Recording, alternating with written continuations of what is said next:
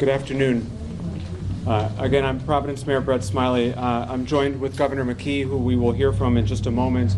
We're also joined by Senator Jack Reed and Congressman Gabe Amo, and we will hear from Senator Jack Reed in a moment on behalf of Rhode Island's federal delegation, who've been in touch with us throughout this incident over the last day. And as both the governor and I have said on multiple occasions, the amount of federal resources and cooperation that we've received is extraordinary, and that extends to our representatives here in Rhode Island. And then finally, Colonel Oscar Perez will give an update as well. At this time, we have no update to share on the investigation. It is ongoing. There's no reason to believe that we've hit any roadblocks other than to say that we are doing what we know how to do in cooperation with our law enforcement partners to ensure that we adequately, thoroughly investigate the situation, and when we are ready to make a further announcement, we will do so. We know there's some information circulating, but we will not share any information that might compromise our investigation or future charges. So at this time, we have no official updates to share with respect to the investigation.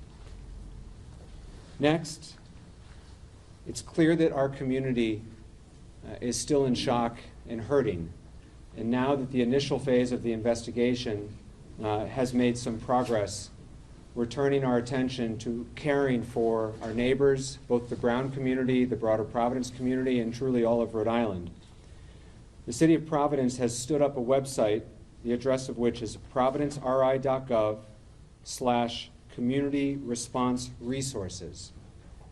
There you can find a long list of community resources for mental health care, what to do in the event of trauma, how to help talk about events like this with your kids, to try to help families, neighbors, community members start to understand how to process that which has been so difficult for us. Finally, the Providence City Council, who've been excellent partners, and again, we're joined by leaders from the City Council, including the councilman for this area, Councilman John Gonsalves, is inviting the Providence community and really anyone who'd like to join us tonight at 5 p.m. at Lippitt Park, where there had been a previous plan to light a Christmas tree and to light a menorah for the first night of Hanukkah.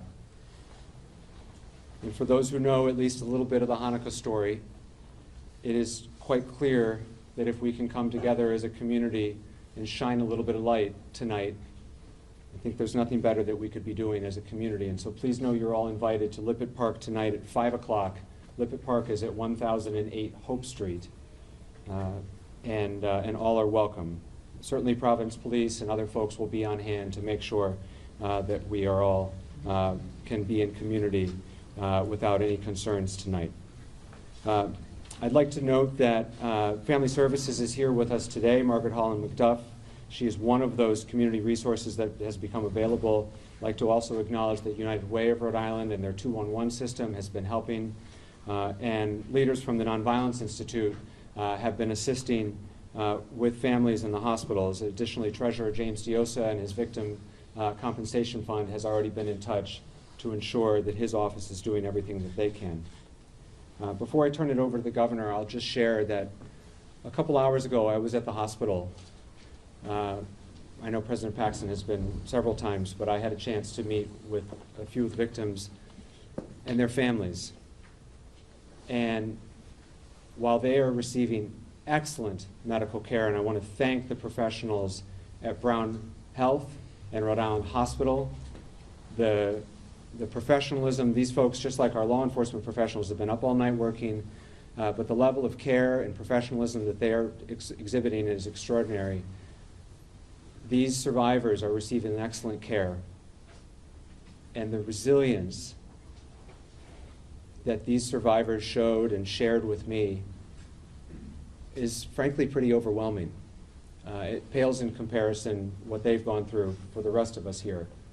We're all saddened and scared and tired, but what they've been through is something entirely different, and yet they showed courage and hope and gratitude for how this community has stood up for them and how the healthcare providers cared for them. a couple of the family members who I had a chance to speak with are so grateful for what they've seen and heard of the outpouring of support from this community. And so I want to relay that to all of you, that they're watching what's happening also, and their healing is improved based upon all of the positivity and love and care that they've seen from not just the Rhode Island community, but frankly the national community. And so thank you. Governor McKee has been an incredible partner through all of this, and I'm grateful for his leadership and the compassion that he's shown and the relentless focus he's had on those individuals who are recovering in the hospital right now. And I'd like to invite the governor to say a few words.